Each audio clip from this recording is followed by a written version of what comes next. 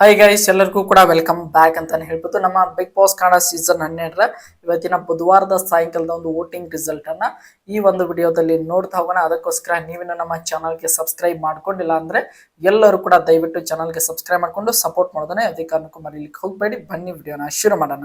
ನಿಮಗೆಲ್ಲರಿಗೂ ಕೂಡ ಗೊತ್ತಿರೋ ಹಾಗೆ ಇವರ ಬಿಗ್ ಬಾಸ್ ಮನೆಯಿಂದ ಹೊರ ಹೋಗಲು ಒಟ್ಟಾರೆಯಾಗಿ 7 ಜನ ಸ್ಪರ್ಧಿಗಳು ನಾಮಿನೇಟ್ ಆಗಿದ್ದಾರೆ. ಗಿಲ್ಲಿ ಆಗಿರ್ಬೋದು, ರಕ್ಷಿತಾ, ಅಶ್ವಿನಿ, ಕಾವ್ಯ, ರಘು, ಧ್ರುವ ಅಂತ ನಮ್ಮ ರಾಶಿಕಾ ಶೆಟ್ಟಿ ಅಂತಾನೆ ಹೇಳ್ಬೋದು. ಒಟ್ಟಾರೆಯಾಗಿ ಈ ಒಂದು 7 ಜನ ನಾಮಿನೇಟ್ ಆಗಿದ್ದಾರೆ, ನಮ್ಮ ಕ್ಯಾಪ್ಟನ್ ಆಗಿರುವಂತಹ ಧನುಷ್ ಗೌಡ ಅವರನ್ನು ಹೊರತುಪಡಿಸಿ ಅಂತಾನೆ ಹೇಳ್ಬೋದು. ಇವತ್ತಿನ ಬುಧವಾರದ ಬೆಳಗಿನ ಒಂದು ವೋಟಿಂಗ್ ರಿಸಲ್ಟ್ ಅನ್ನ ಬೆಳಿಗ್ಗೆ ತಿಳಿಸಿದ್ದೇನೆ. ಅದನ್ನ ಯಾರ್ಯಾರೆಲ್ಲ ನೋಡಿಲ್ಲ ಹೋಗಿ ನೋಡಿ ಅಂತ ಕೇಳ್ಕೊತಾ ಅದಾದ ನಂತರ ಈಗ ಒಂದು 12 ಗಂಟೆಯ ನಂತರ ಅಂತಾನೆ ಹೇಳ್ಬೋದು. ಈಗ ಸಾಯಂಕಾಲದ ಬುಧವಾರದ ಸಾಯಂಕಾಲದ 6 ಗಂಟೆ ತನಕ ಯಾರಿಗೆ ಎಷ್ಟು ವೋಟ್ಗಳು ಬಂದಿವೆ ಅಂತ ಒಂದು ಕಂಪ್ಲೀಟ್ ಇನ್ಫಾರ್ಮೇಶನ್ ನೋಡ್ತಾ ಹೋಗೋಣ. ಈ ಒಂದು ವೋಟಿಂಗ್ ರಿಸಲ್ಟ್ ನ ಟೈಮಿಂಗ್ಸ್ ಬಂದು ಸೋಮವಾರ ರಾತ್ರಿ 11 ಗಂಟೆಯಿಂದ ಇವತ್ತು ಬುಧವಾರ ಸಾಯಂಕಾಲದ 6 ಗಂಟೆ ತನಕ ಈ ಒಂದು ಟೈಮ್ ನಲ್ಲಿ ಯಾರಿಗೆ ಎಷ್ಟೆಷ್ಟು ವೋಟ್ಗಳು ಬಂದಿವೆ ಅಂತ ಕಂಪ್ಲೀಟ್ ಮಾಹಿತಿಯನ್ನ ನೋಡ್ತಾ ಹೋಗೋಣ. ಈಗ ಮೊದಲನೇದಾಗಿ ಬಾಟಮ್ ಇಂದ ಟಾಪ್ ತನಕ ನೋಡ್ತಾ ಹೋಗೋಣ. ಮೊದಲನೇದಾಗಿ 7ನೇ ಸ್ಥಾನದಲ್ಲಿರುವಂತಹ ಸ್ಪರ್ಧಿ ಯಾರು ಅಂತ ನೋಡ್ತಾ ಹೋಗೋಣ. ಅದು ಬೇರೆ ಯಾರು ಅಲ್ಲ, ನಮ್ಮ ರಾಶಿಕಾ ಶೆಟ್ಟಿ ಅಂತಾನೆ ಹೇಳ್ಬೋದು. ನಮ್ಮ ರಾಶಿಕಾ ಶೆಟ್ಟಿ ಅವರಿಗೆ ಉಳಿದಿರುವಂತಹ 6 ಜನರಿಗೆ ಕಂಪೇರ್ ಮಾಡ್ತಾ ನೋಡ್ತಾ ಹೋಗೋದಾದ್ರೆ ಅತಿ ಕಡಿಮೆ ವೋಟ್ಗಳು ಬಂದಿವೆ ಅಂತಾನೆ ಹೇಳ್ಬೋದು. ಈಗ ಅವರಿಗೆ ಎಷ್ಟು ವೋಟ್ಗಳು ಬಂದಿವೆ ಅಂತ ನೋಡ್ತಾ ಹೋದಾದ್ರೆ ಬೆಳಿಗ್ಗೆ ಅವರಿಗೆ ನಿಯರ್ಲಿ 19 ಲ್ಯಾಕ್ ಅಂದ್ರೆ 19 ಲಕ್ಷದ ತನಕ ಬೆಳಿಗ್ಗೆ ಅವರಿಗೆ ವೋಟ್ಗಳು ಬಂದಿದ್ದು. ಈಗ ಸಾಯಂಕಾಲದ ಆಗೋದ್ರೊಳಗೆ ಅವರಿಗೆ 26,50,000 ವೋಟ್ಗಳನ್ನ ಪಡೆದುಕೊಳ್ಳುವುದರ ಮೂಲಕ ನಮ್ಮ ರಾಶಿಕಾ ಶೆಟ್ಟಿ ಅವರು ಇವತ್ತಿನ ಒಂದು ವೋಟಿಂಗ್ ರಿಸಲ್ಟ್ ನಲ್ಲಿ ಅವರು 7ನೇ ಸ್ಥಾನವನ್ನ ಪಡೆದುಕೊಂಡಿದ್ದಾರೆ ಅಂತ ಹೇಳ್ಬೋದು. ಇನ್ನು 6ನೇ ಸ್ಥಾನದಲ್ಲಿರುವಂತಹ ಸ್ಪರ್ಧೆ ನಮ್ಮ ಧ್ರುವಂತ್ ಅಂತ ಹೇಳ್ಬೋದು. ಧ್ರುವಂತ್ ಅವರಿಗೂ ಕೂಡ ಒಂದು ರೀತಿಯಾಗಿ ತುಂಬಾನೇ ಚೆನ್ನಾಗಿ ವೋಟ್ಗಳು ಬರ್ತಾ ಇವೆ ಅಂತ ಹೇಳ್ಬೋದು.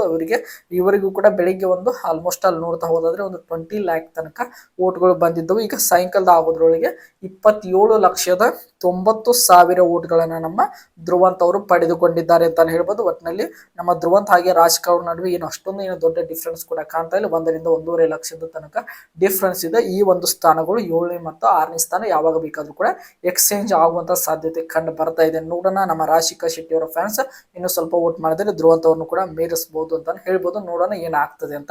ಒಟ್ಟಾರೆಯಾಗಿ ನಮ್ಮ ಧ್ರುವಂತ್ ಅವರು 6ನೇ ಸ್ಥಾನ, ರಾಶಿಕಾ ಅವರು 7ನೇ ಸ್ಥಾನವನ್ನ ಪಡೆದುಕೊಂಡಿದ್ದಾರೆ. ಇನ್ನು 5ನೇ ಸ್ಥಾನದಲ್ಲಿರುವಂತಹ ಸ್ಪರ್ಧಿ ನಮ್ಮ ಮ್ಯೂಟಂಟ್ ರಘು ಅಂತ ಹೇಳ್ಬೋದು. ನಮ್ಮ ರಘು ಅವರು ಇವತ್ತಿನ ಒಂದು ವೋಟಿಂಗ್ ರಿಸಲ್ಟ್ ನಲ್ಲಿ ಅವರು ಆಲ್ಮೋಸ್ಟ್ ಅಲ್ಲಿ ನೋಡ್ತಾ ಹೋದಾದ್ರೆ 5ನೇ ಸ್ಥಾನವನ್ನ ಪಡೆದುಕೊಂಡಿದ್ದಾರೆ. ಈಗ ಬೆಳಿಗ್ಗೆ ಅವರಿಗೆ 25 ಲ್ಯಾಕ್ ತನಕ ಅವರಿಗೆ ವೋಟ್ಗಳು ಬಂದಿದ್ದವು ಅಂತ ಹೇಳ್ಬೋದು. ಈಗ ಸಾಯಂಕಾಲದ ಆಗೋದ್ರೊಳಗೆ ಒಂದು 15ರಿಂದ 18 ಲಕ್ಷದ ತನಕ ಅವರಿಗೆ ವೋಟಿಂಗ್ ಸಂಖ್ಯೆಯಲ್ಲಿ ಇನ್ಕ್ರೀಸ್ ಆಗಿದೆ ಅಂತ ಹೇಳ್ಬೋದು. ಒಂದು ದೊಡ್ಡ ಮಟ್ಟದಲ್ಲಿ ಇನ್ಕ್ರೀಸ್ ಅನ್ನ ನಾವು ಕಾಣಬಹುದಾಗಿದೆ. ಒಟ್ಟಿನಲ್ಲಿ ಈಗ ಸಾಯಂಕಾಲದ ಆಗೋದ್ರೊಳಗೆ ಅವರಿಗೆ 38,75,000 ವೋಟ್ಗಳನ್ನ ನಮ್ಮ ಮ್ಯೂಟಂಟ್ ರಘು ಅವರು ಪಡೆದುಕೊಳ್ಳೋದ್ರ ಮೂಲಕ ಇವತ್ತಿನ ಒಂದು ವೋಟಿಂಗ್ ರಿಸಲ್ಟ್ ನಲ್ಲಿ ಅವರು 5ನೇ ಸ್ಥಾನವನ್ನ ಪಡೆದುಕೊಂಡಿದ್ದಾರೆ ಅಂತ ಹೇಳ್ಬೋದು.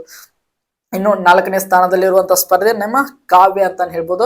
ನಮ್ಮ ಕಾವ್ಯ ಅವರು ಬೆಳಿಗ್ಗೆ ಒಂದು ವೋಟಿಂಗ್ ರಿಸಲ್ಟ್ ನಲ್ಲಿ ಕೂಡ 4ನೇ ಸ್ಥಾನದಲ್ಲಿ ಇದ್ರು. ಈಗ ಸಾಯಂಕಾಲದ ವೋಟಿಂಗ್ ರಿಸಲ್ಟ್ ನಲ್ಲಿ ಕೂಡ ನಮ್ಮ ಅಶ್ವಿನಿ ಗೌಡ ಅವರನ್ನು ಕೂಡ ಒಂದು ಬೀಟ್ ಮಾಡಕ್ಕಾಗದೆ ಮತ್ತೆ 4ನೇ ಸ್ಥಾನದಲ್ಲಿ ಮುಂದುವರ್ಕೊಂಡು ಹೋಗ್ತಾ ಇದ್ದಾರೆ ಅಂತ ಹೇಳ್ಬೋದು.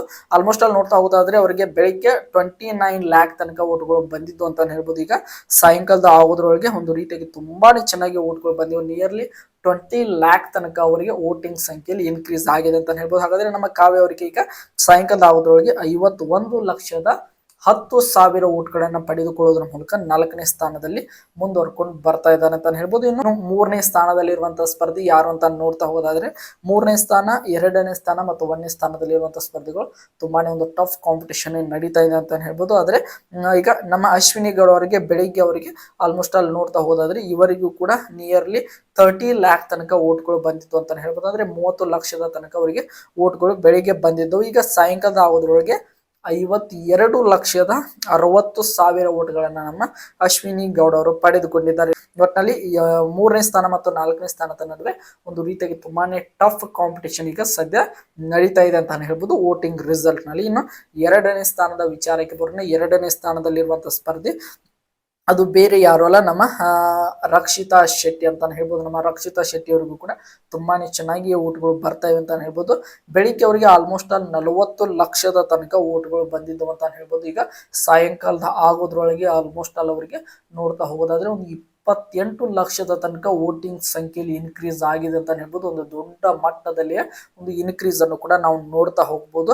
ಯಾಕಂದ್ರೆ ಒಂದು ರೀತಿಯಾಗಿ ಸಖತ್ತಾಗಿ ಆಟವನ್ನು ಕೂಡ ಆಡ್ಕೊಂಡು ಬರ್ತಾ ಇದ್ದಾರೆ. ಈಗ ರಕ್ಷಿತಾ ಶೆಟ್ಟಿ ಅವರಿಗೆ ಸಾಯಂಕಾಲದ ಆಗೋದ್ರೊಳಗೆ ಬರೋಬ್ಬರಿ 68 30,000 ಓಟ್ಗಳನ್ನ ಪಡೆದುಕೊಳ್ಳುವುದರ ಮೂಲಕ ನಮ್ಮ ರಕ್ಷಿತಾ ಶೆಟ್ಟಿ ಅವರು ಇವತ್ತಿನ ಒಂದು ವೋಟಿಂಗ್ ರಿಸಲ್ಟ್ ನಲ್ಲಿ ಅವರು 2ನೇ ಸ್ಥಾನವನ್ನ ಪಡೆದುಕೊಂಡಿದ್ದಾರೆ ಅಂತ ಹೇಳ್ಬೋದು.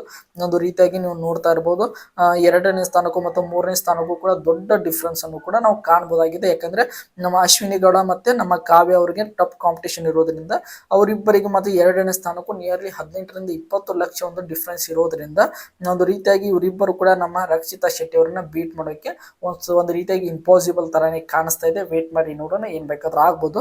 ಇನ್ನು ಮೊದಲನೇ ಸ್ಥಾನದ ವಿಚಾರಕ್ಕೆ ಬರೋಣ. ಮೊದಲನೇ ಸ್ಥಾನದಲ್ಲಿರುವಂತಹ ಸ್ಪರ್ಧೆ ನಮ್ಮ ಗಿಲ್ಲಿ ಅಂತ ಹೇಳ್ಬೋದು. ನಮ್ಮ ಗಿಲ್ಲಿ ಅವರನ್ನು ಒಂದು ರೀತಿಯಾಗಿ ಒನ್ ಮ್ಯಾನ್ ಶೋ ತರಾನೇ ಈಗ ವೋಟಿಂಗ್ ರಿಸಲ್ಟ್ ನಲ್ಲಿ ಕೂಡ ಒಳಗಡೆ ನಮ್ಮ ಗಿಲ್ಲಿ ಅವರು ಒನ್ ಮ್ಯಾನ್ ಶೋ ತರ ಆಡ್ತಾ ಇದ್ರೆ, ಇಲ್ಲಿ ಹೊರಗಡೆ ಅವರ ಫ್ಯಾನ್ಸ್ ಕೂಡ ಒನ್ ಮ್ಯಾನ್ ಶೋ ತರಾನೇ ಅವರಿಗೆ ವೋಟಿಂಗ್ ಹಾಕ್ತಾ ಇದಾರೆ ಅಂತ ಹೇಳ್ಬೋದು. ಒಂದು ದೊಡ್ಡ ಮಟ್ಟದ ಡಿಫ್ರೆನ್ಸ್ ಅನ್ನು ಕೂಡ ನಾವು ಕಾಣಬಹುದು ಮೊದಲನೇ ಸ್ಥಾನಕ್ಕೂ ಮತ್ತು 2ನೇ ಸ್ಥಾನಕ್ಕೂ. ಬೆಳಿಗ್ಗೆ ನಮ್ಮ ಗಿಲ್ಲಿ ಅವರಿಗೆ ಬರೋಬ್ಬರಿ ನಮ್ಮ ಗಿಲ್ಲಿ ಅವರಿಗೆ 83 ಲಕ್ಷದ ತನಕ ಓಟ್ಗಳು ಬಂದಿದ್ದು ಅಂತ ಹೇಳ್ಬೋದು. ಈಗ ಸಾಯಂಕಾಲದ ಆಗೋದ್ರೊಳಗೆ ಆಲ್ಮೋಸ್ಟ್ 45 ಲಕ್ಷ ಓಟ್ಗಳು ಅವರ ವೋಟಿಂಗ್ ಸಂಖ್ಯೆಯಲ್ಲಿ ಇನ್ಕ್ರೀಸ್ ಆಗಿದೆ ಅಂತ ಹೇಳ್ಬೋದು. ಒಂದು ರೀತಿಯಾಗಿ ಸಾಮಾನ್ಯ ಮಾತು ಅಲ್ವೇ ಅಲ್ಲ ಅಂತ ಹೇಳ್ಬೋದು. ಆಲ್ಮೋಸ್ಟ್ ಹೋದ ಸೀಸನ್ ಆಗಿರ್ಬೋದು, ಹಿಂದಿನ ಸೀಸನ್ ಆಗಿರ್ಬೋದು, ಫಿನಾಲೆ ವಾರದಲ್ಲಿ ಬರುವಂತಹ ಓಟ್ಗಳು ನಮ್ಮ ಗಿಲ್ಲಿ ಅವರಿಗೆ ಸೆಮಿಫಿನಾಲೆ ವಾರದಲ್ಲಿ ಬರ್ತವೆ ಅಂದ್ರೆ ಒಂದು ರೀತಿಯಾಗಿ ಸಖತ್ ಕ್ರೇಜ್ ಅಂತ ಹೇಳ್ಬೋದು ನಮ್ಮ ಗಿಲ್ಲಿ ಅವರದ್ದು.